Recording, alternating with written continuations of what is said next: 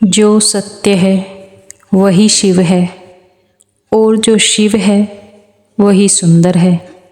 भगवान शिव जो जल्द ही प्रसन्न हो जाते हैं। भगवान शिव से संबंधित धर्म ग्रंथों में जो अनमोल वचन कहे गए हैं, यदि मनुष्य उन्हें अपने जीवन में उतार ले तो यकीन मानिए जीवन निखर जाएगा। चलिए जानते हैं महापुराण संहिता, शिव सूक्त, महेश्वर सूक्त और विज्ञान भैरव तंत्र सहित अनेकानेक ग्रंथों में जीवन के उत्थान के संबंध में क्या कहा गया है। कल्पना ज्ञान से महत्वपूर्ण आइंस्टीन से पूर्व शिव ने ही कहा था कि कल्पना ज्ञान से ज़्यादा महत्वपूर्ण है। हम जैसी कल्पना और विचार करते हैं वैसे ही हो जाते हैं। सपना भी कल्पना है। दुनिया में आज जो दहशत और अपराध का माल है उसमें सामूहिक रूप से की गई कल्पना का ज़्यादा योगदान है। बदलाव के लिए जरूरी है ध्यान। आदमी को बदलाव की प्रामाणिक विधि के बिना नहीं बदल सकते। मात्र उपदेश से कुछ नहीं बदलता। भगवान शिव ने अमरनाथ गुफा में माता पार्वती को मोक्ष की शिक्षा भी दी थी। पार्वती और शिव के बीच जो संवाद होता है उसे विज्ञान भैरव तंत्र में संग्रहित किया गया है।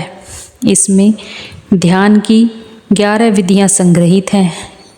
आदमी पशु है। मनुष्य में जब तक राग, द्वेष, अपमान और हिंसा जैसी अनेक पाशविक वृत्तियां रहती हैं तब तक वह पशुओं का ही हिस्सा है। पशुता से मुक्ति के लिए भक्ति और ध्यान जरूरी है। यदि जीवन में कुछ सीखना है तो मरना सीखो। जो मरना सीख जाता है वही सुंदर ढंग से जीना जानता है।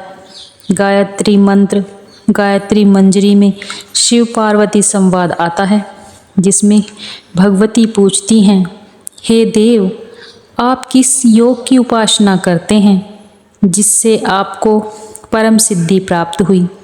उन्होंने उत्तर दिया, गायत्री ही वेद माता हैं और पृथ्वी सबसे पहले और सबसे बड़ी शक्ति है। वह संसार की माता है। गायत्री भूलोक की कामधेनु है। इससे सब कुछ प्राप्त होता है। प्रकृति का सम्मान करो। प्रकृति हमें जीवन देने वाली है। इसका सम्मान करो। जो इसका अपमान करता है समझो मेरा अपमान करता है।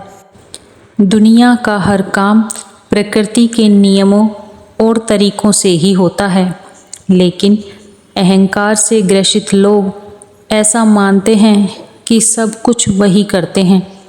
योग की शक्ति को समझो। विस्मय योग, भूमिका स्पंद शक्ति, वितर्क ज्ञान, लोक आनंद, समाधि सुखम, शिव सूत्र अर्थात विस्मय योग की भूमिका है। स्वयं में स्थिति शक्ति है। वितर्क अर्थात विवेक आत्मज्ञान का साधन है। अस्तित्व का आनंद भोगना समाधि है। अपनी तरफ देखो, ना तो पीछे ना आगे। कोई तुम्हारा नहीं है। कोई बेटा तुम्हें नहीं भर सकेगा। कोई संबंध तुम्हारी आत्मा नहीं बन सकेगा। तुम्हारे अतिरिक्त तुम्हारा कोई मित्र नहीं है। शिव सूक्त माया को समझो।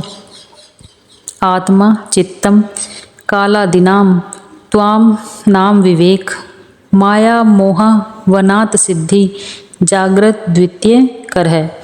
शिव सूत्र अर्थात आत्मा चित्त है।